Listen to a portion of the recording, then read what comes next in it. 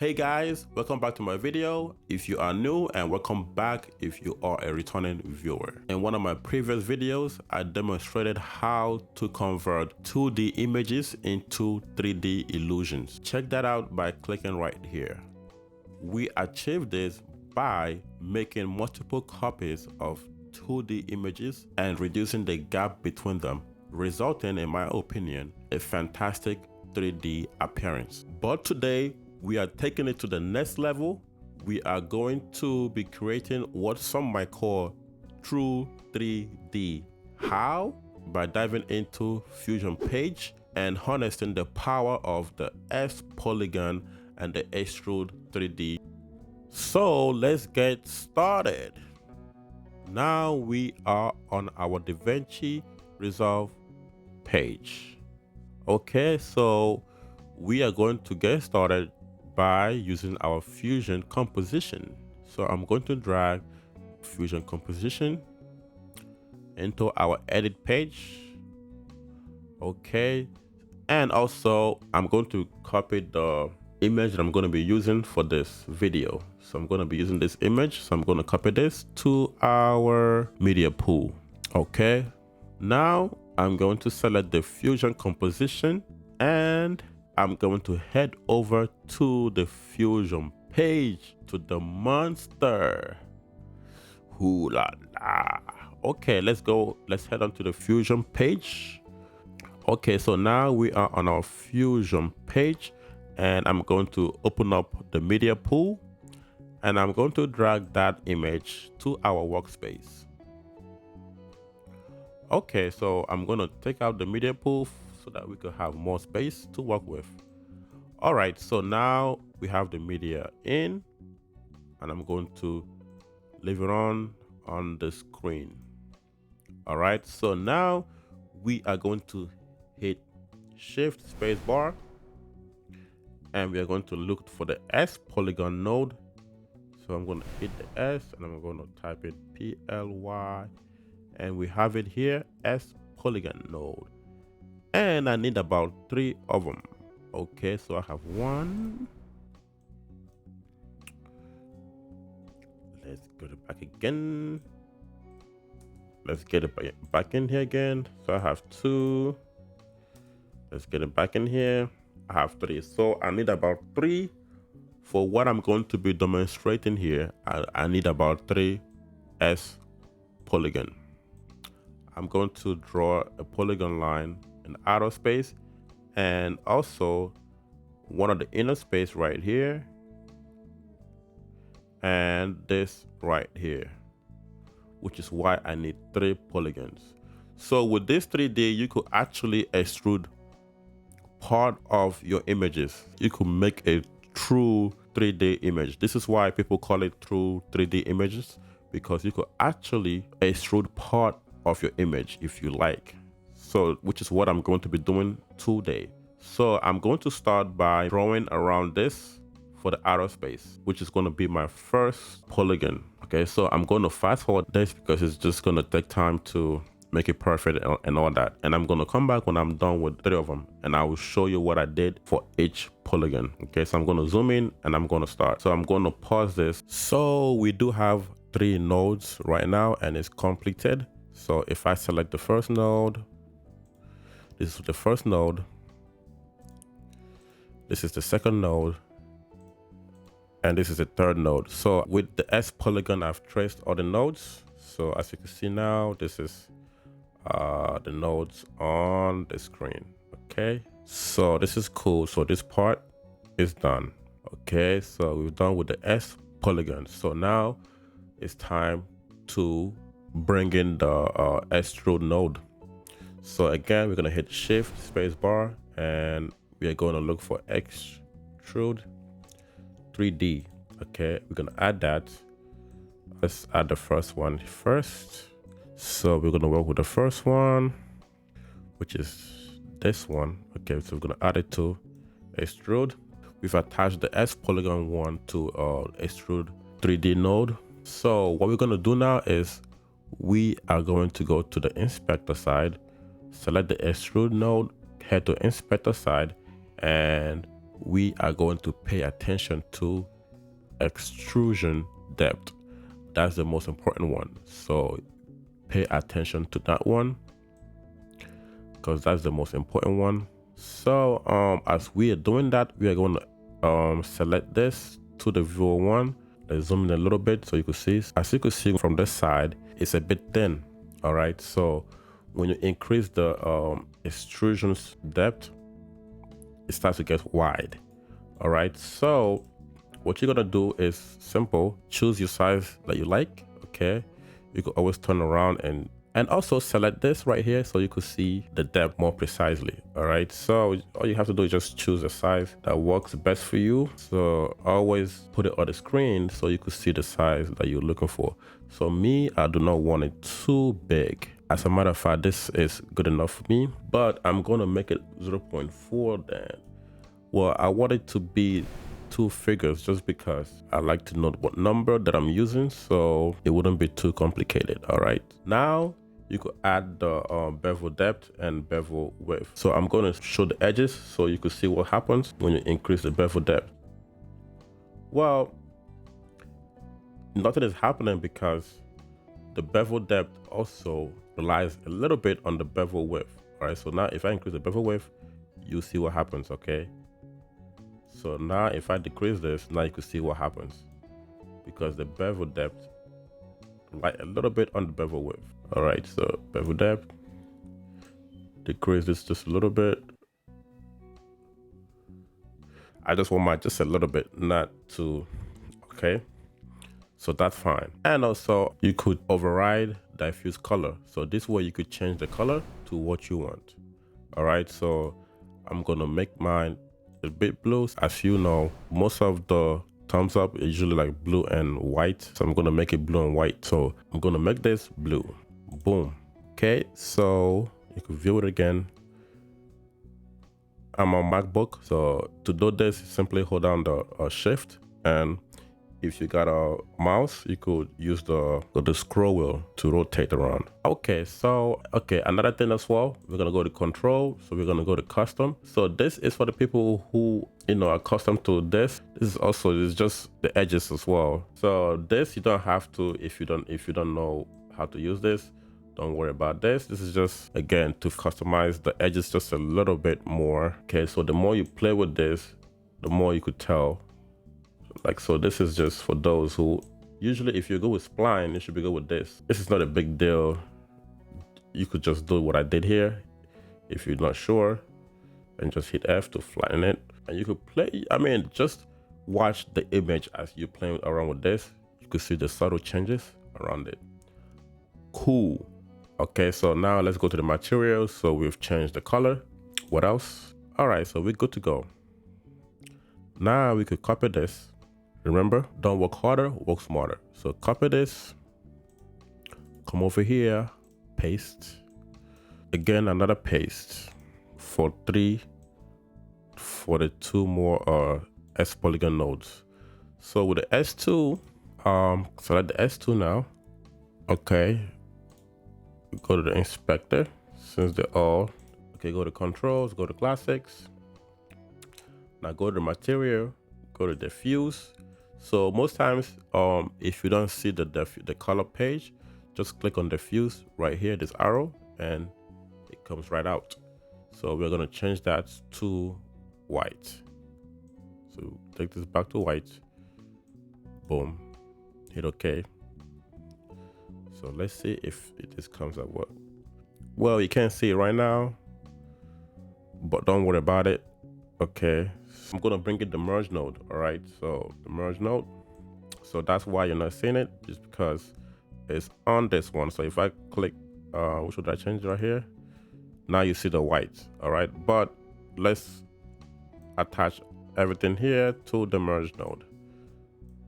Okay, so now we are on merge 3D viewer. Okay, so as you can see, you can't actually see the colors properly, and you cannot see the sides and the insides properly. Well, you will see why in a second, which is why I didn't want to change the colors. Okay, so I'm gonna change that later on. That's the reason why I told you to pay attention to extrusion depth. Remember, I copied and I pasted everything, so they all have the same extrusion depth, and they all have the same bevel depth, and they all have the same bevel width.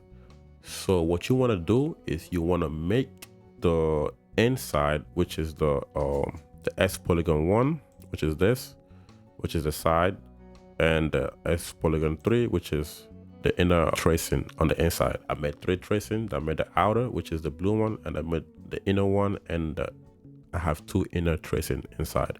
So you want to make those depth a little bigger than the blue one, which is, it's kind of like the background. So you want to make the other 2 a bit bigger, so that way you could see them coming out from the background on both sides. Well, let me show you what I mean. Okay, so now I'm going to select the S polygon on the second one, and I'm going to increase it to 0.35. Now you can see it because it's now thicker than the background. It comes out a little bit, so let's see how it comes out. Okay, 0.35. That's cool. So we're gonna do the same to this. 435.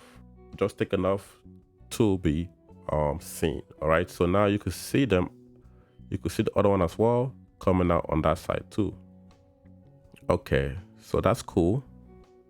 That's cool. I mean, we still got more things to do. Don't worry about it. So again, later on we are going to make this the extrusion come out on both sides, so it's like a true 3D. All right, so we are going to add the camera, another merge, so we could add the camera and directional light. So we are going to add another merge, boom, and we are going to add camera,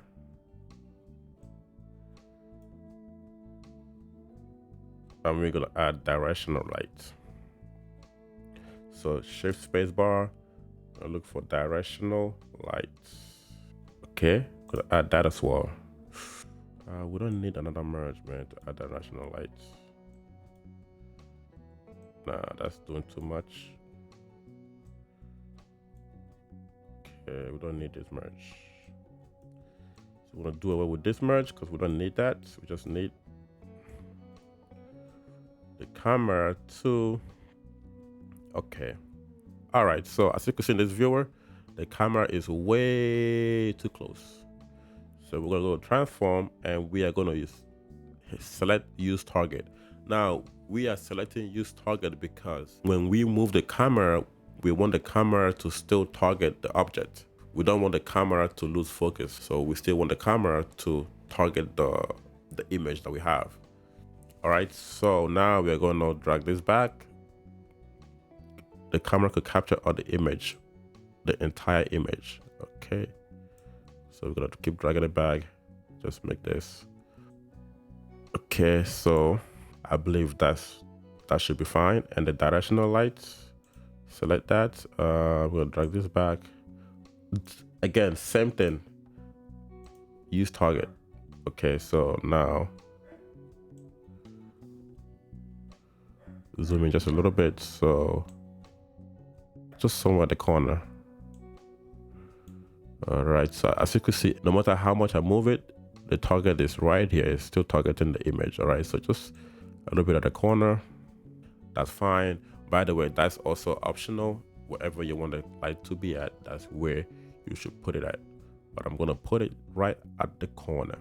Boom. So, you know, if you want to use 3D, you're gonna have to go through a renderer. So that way you could see it on your media out. So I'm gonna add a renderer now. So renderer should be somewhere here, right there. Okay, so this is the renderer. So now at the renderer, you should have your lightning and shadows enabled. Well, let me connect this to the media out so that way you actually see what happens when you enable your, if you disable this and disable this, as you can see, it looks just like 2D. So when you enable the lightning, so the lights, if you enable the lightning and you also enable the shadow, Okay, and also the lightening, let's just decrease the intensity just a little bit. That's fine. So now this is where we have to add our transform node. So with the transform node, right, we're not trying to transform the camera or the directional light. So we are going to add the transformation node before this merge right here, because we don't need to transform. If you add it right here, it's going to transform everything here, and we don't need to transform the light or the directional camera, but we need to transform the image itself, which is everything from here. So we're going to add a transformation 3D, transform 3D, boom, add it. We're gonna add it here and continue with boom. All right, let's head back to this node right here. This is the inner S polygon, so we want to change that color to white as well. Boom. So there you go. Those inner nodes, the inner S polygons, doesn't actually pop right out. So I wanted to pop a little bit out. I wanted to extrude a little bit out from the blue background, like I call it. So what I'm gonna do now is to rotate on the x-axis on the side. We could play with the extrusions. Okay, so we made it a little bit bigger. Now we could also make this a little bigger, the bevel width and the bevel depth. Okay, so pop a little bit.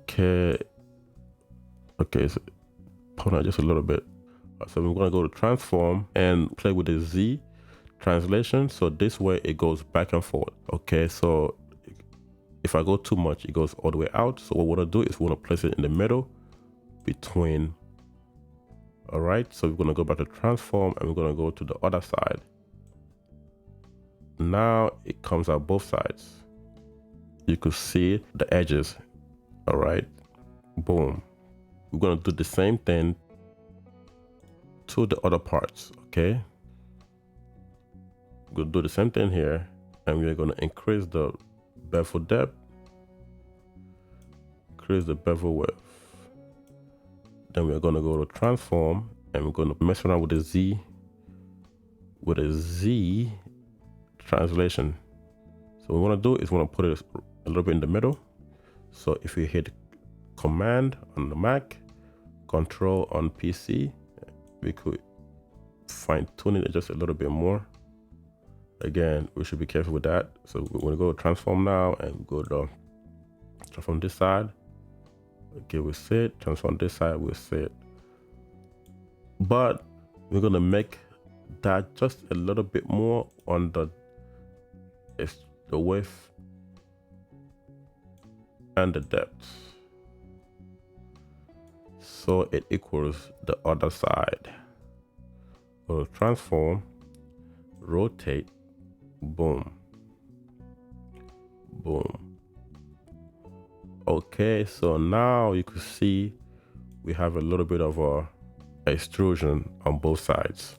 That's how you could extrude your 3D S polygon out from the background, by making it a little bigger than the background. So that way you could extrude it from both sides. That's if you're trying to make it both sides. By the way, you could only make it one side as well. You could make one side different and the other side different if you choose to. You just need to add maybe a little bit more node. You just need to add more nodes. Okay, so voila, your job is done. Okay, so now you can mess with the camera angles if you think this is too close. Again, there's the translation, so you could go up, you could go down, come closer, you could go backwards on the translation side. Okay, all right, so transform, rotate on this side so you could see the 3D look come more alive. Boom. Okay, so let's change the light just a little bit. Let's see. Okay, that's fine. You just gotta play with all of this and you can find your own angle that you would wish to have.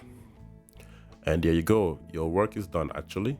So like always, you want to animate this. Okay, so we are gonna do just a quick animation. If you've been following my page, you should be a master in animation by now. Okay, so let's just do a quick animation. So if you look at every node that I have now, there's various ways you could do animations. You could do animation with the lights, move the lights around, and do maybe just a subtle animations. But for me, the best animation that make the most sense is going to be on transformation. So that's what I'm going to be doing. So I'm going to make animation on transformation. So let's do that right now. I'm not going to do anything too crazy. I'm just going to do a quick animation. Okay, and if you want more animation lessons, you could check out my previous videos. So most of my videos do have animations that deals with DaVinci Resolve. By the way, the size of the image doesn't matter, because you could always change the size on the edit page. Okay, if it's too big, you could always come here and zoom out, zoom in, zoom out. So it doesn't actually matter the size on Fusion. Okay, so let's head back to Fusion. With the cameras, I'm gonna make this a bit smaller. So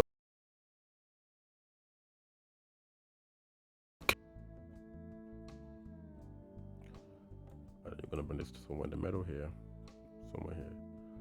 All right, so I'm just gonna do a quick animation with this. All right, so I usually start my animation on the 10th frame. I don't know why, but that seems to be just where my animation starts. So what I'm gonna do now is I'm gonna mask this. Okay, so just to give it like a subtle entrance. All right, so I'm gonna mask this from here. I'm gonna mask it up a little bit, but I'm gonna make it here. Boom. Now I could have just let it come from the bottom and just pop right up from under the screen, but I just want the soft edge. Okay, so I'm gonna increase the soft edge just a little bit, which is why I put the mask anyway. And I'm gonna put the mask on renderer. As you can see, it gives you the option to put the mask. It doesn't give you the option to put it on directly on Transform 3D, which do make sense because everything here is going through the renderer. So that makes sense. Apply the mask on renderer. So now when we go to Transform 3D, it's going to, this is where it's going to end, right? And I'm going to, what I'm going to use, the translation on the y-axis. All right, so boom. And I go back to the beginning and I'm going to get this out of the screen. As you can see, as it goes out of the screen, you could see that soft mask that I put in there. All right, so when I play it, that is no hard line. It just comes right real soft. So go to the spline and we're going to play with this just a little bit. So we're going to select the Transform 3D, select this, and I'm going to make it just go up just a little bit. So why I did that to go up a little bit is because it's going to go up, boom, and come down like. So let's play that and see what happens. So now when I play it, see, does that, goes up and come down. So before, what I do is I set an animation where it stops and I set it back again on the top, and it's just a longer process. Now I just use spline and I just do that whole process in one go. Okay, just the spline just makes it easier for you to do more things. Okay, that's another tip for you. Okay, so let's move on. So we go to frame 20 and we're gonna just do that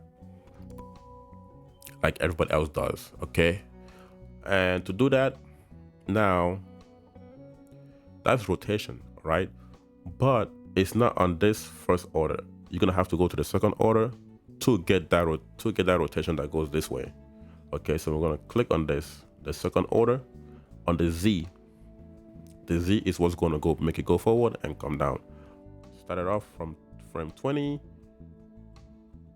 At frame 25, we make it go boom. At frame 30, we start a new animation.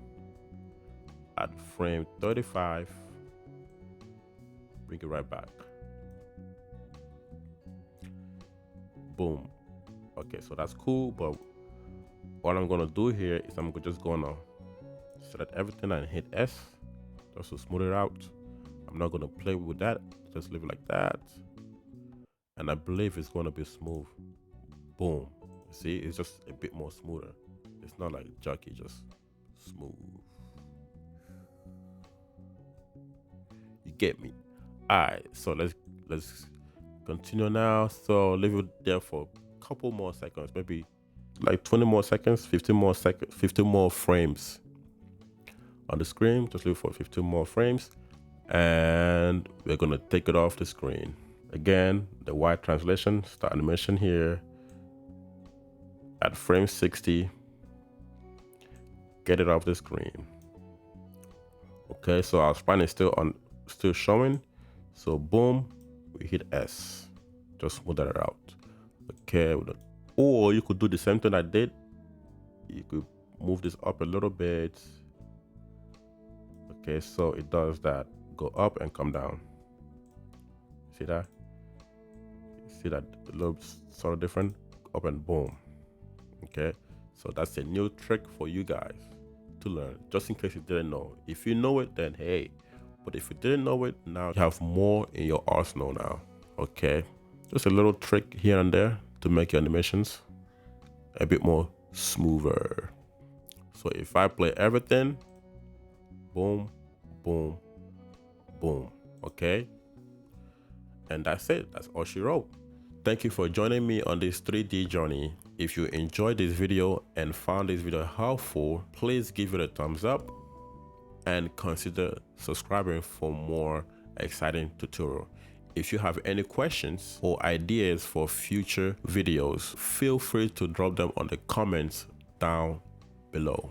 Stay creative, keep learning, and I will see you on the next one.